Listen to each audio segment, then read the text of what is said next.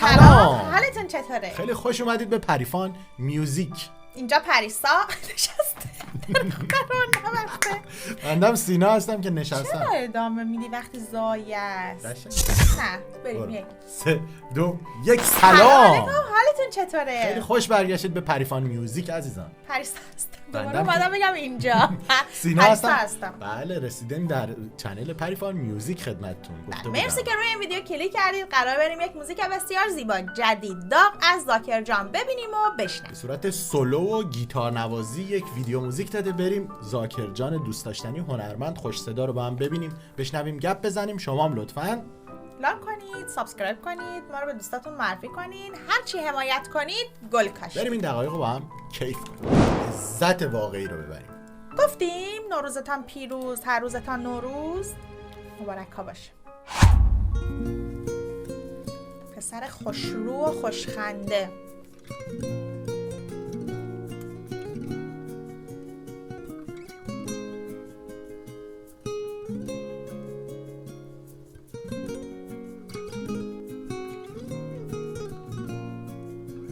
تو را دیدم من رسیدم به همه آرزوهای خود نگارم.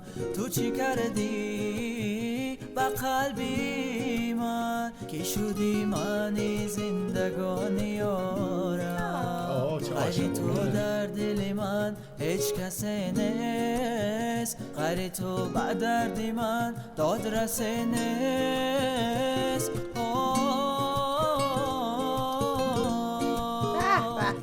لبخندی تو سوگند منم عاشق دلبند، بگو ای ما کجایی کجایی. منم عاشق دلخون در عشقت شدم مجنون، بگو ای ما کجایی کجایی کجایی. لبخندی تو سوگند منم عاشق دلبند، بگو ای ما کجایی کجایی. منم عاشق دلخون در عشقت شدم مجنون، بگو ای ما کجایی کجایی کجایی. دلخون عشق باشی جوان. چقدر قشنگ گفت. اینجا شاعره، حالا شعر شاید خودت باشی، شاید عزیز دیگری باشه. میگه به عشق تو سوگند. اسم آهنگم سوگنده. سوگنده؟ آره نوشت اولش سانگ سوگند. بعد میگه به عشق تو سوگند. حالا ما میگیم ایهام توی شعر فارسی، یعنی دوگانه است دیگه. یا منظورش اینه که قسم یعنی سوگند، یا میگه به عشق تو سوگند. نه اون قسمه ولی ایهامه، یعنی این بهش میگن آره. ایهام. وقتی به عنوان اسم شعر انتخاب میشه معمولا یه میخواد منظور دو دیگه. قشنگ، خیلی قشنگه. به صداش خیلی خیلی هنرمنده هر دیگه. چی میخونه به صداش میاد. پسر دوست داشتنی.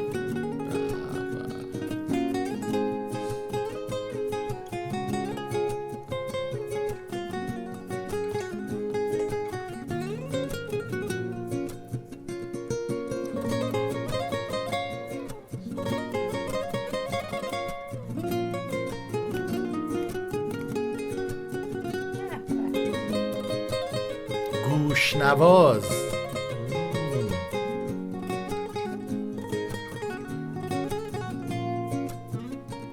چرا فاصله داری از این عاشق تنها، مرا نمان تو جان میانی غصه و غم ها.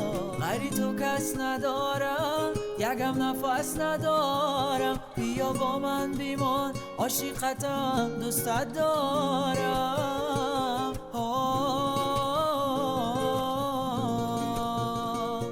لبخندی تو سوگند منم عاشق دلبند، بگو ای ما کجایی کجایی.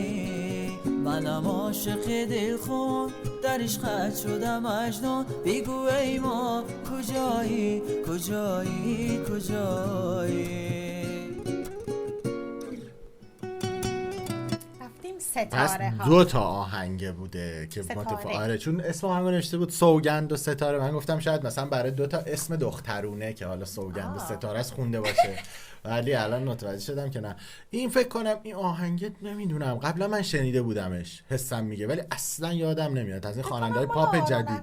آفرین، منم فکر کنم مال آرون افشار باشه. حالا ببینیم ستاره. وای مثل قمیشی داره میزنه.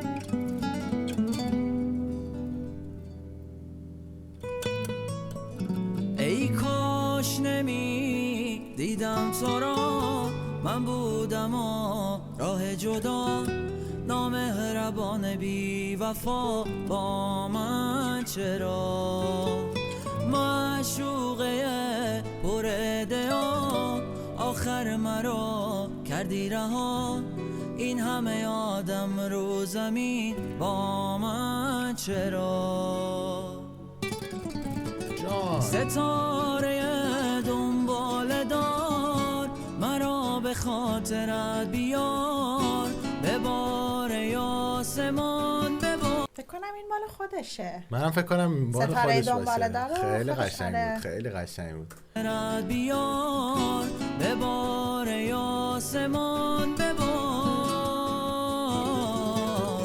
ببین چگونه بیقرار نشسته‌ام در انتظار، مرا به خاطرت بیار، ستاره دنبال دار، مرا به خاطرت بیار، ببار آسمان ببار، ببین چگونه بیقرار نشسته‌ام در انتظار، مرا به خاطرت بیار. جانم بالاترین حسی که از این آهنگات یعنی این 2 تا آهنگ که داری میخونی گرفتم، بجز صدای خوشت، بجز خوب تنظیم شدنش و اینها، اون آرامشی که از نواختن سازش داره میگیری. بچه ساز خوش رنگ و لعابی هم هست. آره بس که خودت هم انرژیت خوبه، آدم حال دوچندان بهتری ازت میگیره.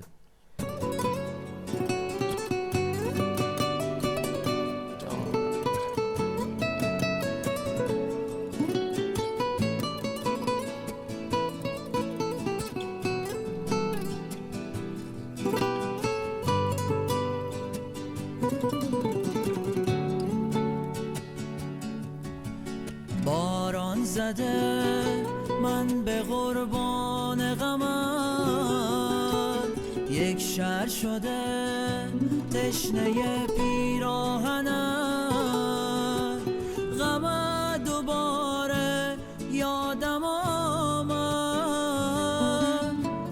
همان ستاره یادم آمد، ای ماه شب حالا کجایی، پایان گرفت این آشنایی، ای کاش نمی دیدم تو را، من بودم راه جدا، نامهربان بی وفا با من چرا، معشوقه پر ادعا، آخر مرا کردی رها، این همه آدم رو زمین با من چرا. جانم پسر. قند، دوست داشتنی، خوش صدا، خوش آواز، خیلی حسش خیلی قویه. من فکر میکنم هر 2 آهنگ ایرانی بودن. آره حسم میگه با توجه به شعر و نوع ادایی که خود زاکر جان هم داشت، اون مدل فارسی که داشت میخوند، احساس میکنم انتخاب کرده بود و چه خوب تنظیم شده بود، چقدر خوب حس منتقل میکرد به وجودی خودش تنها بود و چه نواختن گیتاری رو ما دیدیم. ما زاکر رو الان نزدیک به 3-4 ساله که میشناسیم و فالوورشیم در اصل. لذت میبریم از ویدیوهای چت رولتش، از کارهایی که توی تیک تاک میکنه، نواختنهای لایوش، و اینم همیشه سنگ تموم میذاره دیگه توی هر سوشال مدیایی که باشه. راهت هموار باشه و سال جدیدم برات کلی موفقیت. ایشالله. قربون شکل ماهتون بشم. ماچ به کله هاتون تا یک موزیک دیگه. خدا نگهدار.